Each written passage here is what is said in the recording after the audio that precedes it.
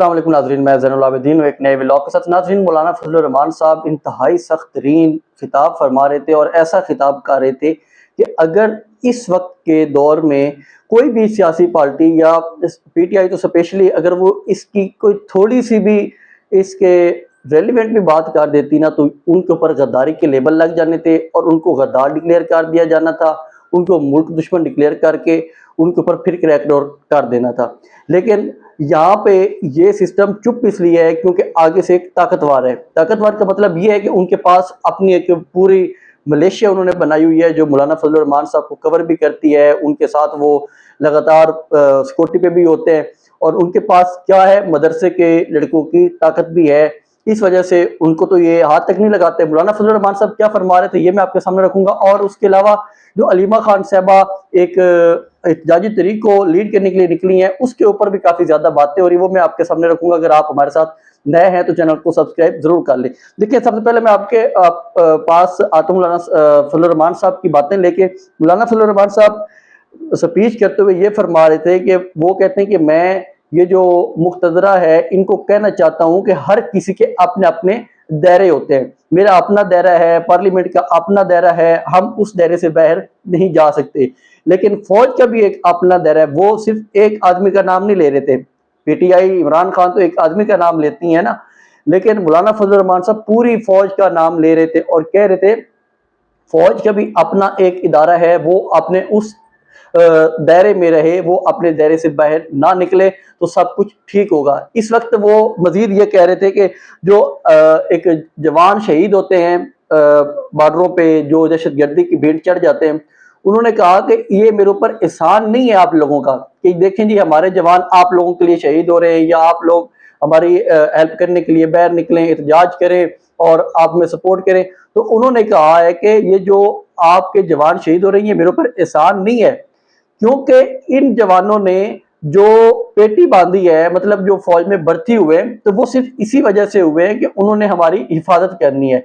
वो तनख्वाह भी इसी चीज की लेते हैं कि हमारी हिफाजत करें, हमारे लिए वो आगे बॉर्डरों पे खड़े हों। अगर वो शहीद होते हैं तो ठीक है, उनका हमें दुख है, अफसोस है कि इस तरह नहीं होना चाहिए। लेकिन वो कह रहे थे कि वो जब वो तनख्वाह इस चीज की लेते हैं तो हमें हमारे ऊपर एहसान न करें, हमें ना कहें कि आप लोग एहतजाज के लिए निकलें और बाहर आए और आके हमें सपोर्ट करें। तो उन्होंने कहा कि जो आप लोग कर रहे हैं ये हमारी आने वाली नस्लों को भी हमारा दुश्मन बना रही है। एक्चुअली होता यह है कि जो वहाँ के लोकल लोग हैं वो अपने मुद्दा रखते हैं सामने के, देखें हमारा ये मसला है और आप इस तरीके के साथ चलें। लेकिन जो सिक्योरिटी फोर्सेस है वो उनकी कोई बात नहीं सुनती, वो अपने तरीके से वहां पे जो भी मिलिटेंट्स हैं या दहशतगर्द हैं उनको अपने तरीके से डील करती हैं। तो लोकल्स लोगों को पता होता है कि किस तरह कहाँ पे क्या मसाइल है। अब जो बंदा पंजाब में बैठा हुआ है उसको क्या पता कि वहाँ कबायली इलाकों में क्या चल रहा है, क्योंकि उसके पास सिर्फ रिपोर्ट आएगी, ग्राउंड पे तो कुछ नहीं उसे पता होगा ना कि ग्राउंड पे लोग क्या चाह रहे हैं, ग्राउंड पे क्या काम चल रहा है वहां पे। तो इसलिए वो लोग कहते हैं कि आप लोगों को ग्राउंड का अंदाजा नहीं है और आप लोग जो कर रहे हैं ये हमारे लिए भी नुकसानदेह है, हमारी नस्लों के लिए भी नुकसानदेह है, क्योंकि वो फिर लंबी लंबी दुश्मनियां चलती हैं। जब ड्रोन अटैक्स होते हैं तो फिर उसमें क्या होता है कि कोलेटरल डैमेज होता है, उसमें बेगुनाह लोग भी अंदर शहीद हो जाते हैं। जब वो बेगुनाह शहीद होते हैं तो वो फिर अपना बदला लेने के लिए फिर उनके साथ जाके मिल जाते हैं, फिर उनको वो चीजें बताते हैं। तो ये एक वो कहते हैं कि गलत चीजें हैं जो ये अपनी मर्जी से सब कुछ किए जा रहे होते हैं। कबायली लोग बैठे भी थे, उन्होंने बातचीत भी की थी, लेकिन उनके ऊपर कोई इन लोगों ने हल नहीं निकाले थे। इसलिए ये कह रहे थे मौलाना फजलुर रहमान साहब कि देखें आप लोगों ने अगर मामलात हल करने हैं तो इन चीजों को हल करने के लिए आप लोगों को बैठना होगा, जिसकी वजह से ये तमाम चीजें हल होंगी। ना कि आप लोग लगातार ये हमें डराते धमकाते जाएं और कहें कि जी आप हमारे साथ हैं, डंडे के जोर पे साथ लेके चलें। तो इस तरह मौलाना फजलुर रहमान साहब फरमा रहे थे कि मैं इस तरह आप लोगों के साथ नहीं आऊंगा। देखें एक्चुअली अभी कबायली इलाकों में एक दोबारा से ऑपरेशन भी शुरू हो चुका है, उसमें कुछ 13 इलाकों के नाम बताए जा रहे हैं, खैबर भी है, उसके अलावा बाकी 13 वगैरह में दोबारा से ऑपरेशन शुरू करने के लिए 4 अरब रुपए के वहां पे फंड्स जारी होके उन लोगों को वहां से निकालने का प्रोग्राम भी हो चुका है। एक साइड पे इमरान खान साहब की ये पॉलिसी है कि ऑपरेशन नहीं होने चाहिए, ड्रोन अटैक नहीं होने चाहिए, ड्रोन अटैक के ऊपर FIR होनी चाहिए। लेकिन अलीमीन गंडापुर के दौर में भी ये वाला काम नहीं रुक सका था और सुहेल अफरीदी के दौर में भी नहीं रुक सका।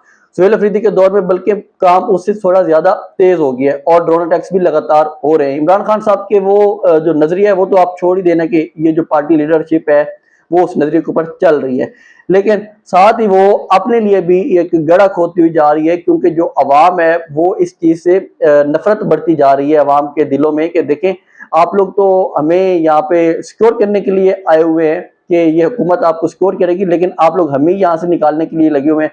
मजीद मौलाना फजल रहमान साहब ये फरमा रहे थे कि जो आप लोग यहाँ पे बैठे होते हैं, ये मुक्तदरा को वो बार बार फरमा रहे थे, उनको उनके ऊपर सख्त तरीन तनकीद कर रहे थे। उन्होंने कहा कि आप लोग यहाँ पे जिसको मर्जी आप हुकूमत में लेके आ जाते हैं, अगर आपको इतना सियासत का शौक है आप वर्दी उतारें और सियासत में आ जाएं, छोड़े इसको अपना जो वर्दी पहनी हुई है, ताकि पता चले कि आप लोगों को कितने वोट मिलते हैं और अवाम आपसे कितनी मोहब्बत करती है। तो वो इनको खुला चैलेंज दे रहे थे मतलब कि वर्दी वालों को कि आप आए और आके ओपनली आके हमारे साथ सियासत करें मैदान में, तो पता चलेगा कि आप लोगों के अंदर कितना दमखम है। तो ये वहां पे अगर इसका पीटीआई थोड़ा सा भी अशर भी कर देना कि आप लोग सिर्फ न्यूट्रल हो जाए, सिर्फ इमरान खान ने न्यूट्रल कहा था तो इतनी ज्यादा मसला हो गया था कि न्यूट्रल ये लफ्ज क्यों इस्तेमाल किया, फला हुआ ये हुआ।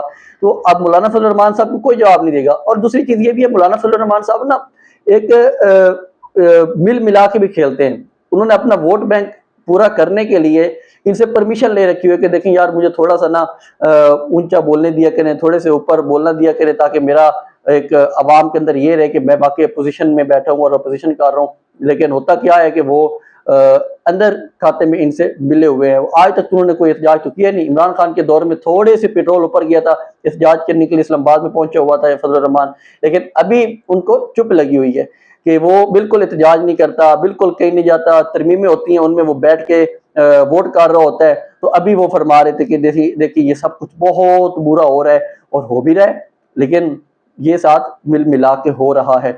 मजीद मैं आपको बताऊं कि जो उसके अलावा उन्होंने कहा कि केपी में हुकूमत की कोई रिट नहीं है। वो कहते हैं कि रात के वक्त वहां पे ना कोई लोग बाहर निकल सकते हैं ना कुछ होता है, मगरिब की नमाज के बाद पुलिस भी बाहर नहीं आती। ये भी मौलाना फजल रहमान साहब वहां पे फरमा रहे थे। अच्छा, ये खिताब वो कर रहे थे पंजाब में आके।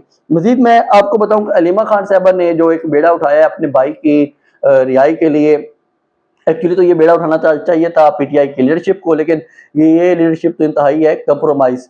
अब उन्होंने जब ये वाली बात उठानी शुरू की कि देखिए मेरे भाई के साथ ज्यादती हो रही है, लीडरशिप को बुला बुला के डियाला जेल के बाहर लीडरशिप आई तक नहीं, वो अब खुद मैदान में आना चाहती हैं। अब खुद मैदान में आई हैं तो अली मोहम्मद खान जो यहाँ पे बड़े कहते थे कि यही हुक्मरान सजा है, फला है, ये है, वो है, हक बात पे यकजा नहीं होती। तो वो किस बात, कौन सी हक की बात पे यकजा हुए हैं? वो अब ये कह रहे हैं कि देखें जी मुरूसी सियासत नाकाबिल कबूल है। भाई इमरान खान ने भी यही कहा है, मुरूसी सियासत नाकाबिल कबूल है। 8 माह हो गए हैं उसको कैद को, तो आप लोग सोए हुए हैं। अडियाला जेल के बाहर जाते हुए आपको मौत पड़ती है, इस्लामाबाद में आप जेल शल लगा के बैठे होते हैं सुकून से, आराम से, लेकिन अडियाला जेल के बाहर जाते हुए आपको मौत पड़ती है। और यहाँ पे कह रहे हैं कि देखिए मुरूसी सियासत नहीं होनी चाहिए। मुरूसी सियासत देखिए पाकिस्तान में इस वक्त जो ट्रेंड चल रहा है ना, या जो सिस्टम चल रहा है वो है ही मुरूसी सियासत का। ये तो अलग चीज है, इमरान खान का अपना नजरिया है कि मुरूसी सियासत नहीं होनी चाहिए, मुरूसी सियासत नहीं होनी चाहिए। अगर इमरान खान के मुरूसी सियासत होती तो मैं देखता कि, या पाकिस्तानी देखते कि किस तरह इमरान खान जेल में पड़ा होता, कोई ना कोई पीछे बैठा होता और पूरी पार्टी एक तीर की तरह सीधी होती। जिस तरह आज पीएमएलएन को देखें, वो मरियम नवाज साहब को पूरी सलूट करती है, बाबे बाबे बैठे हैं पीएमएलएन में, लेकिन वो कुछ भी नहीं कर सकते मरियम नवाज साहब के सामने।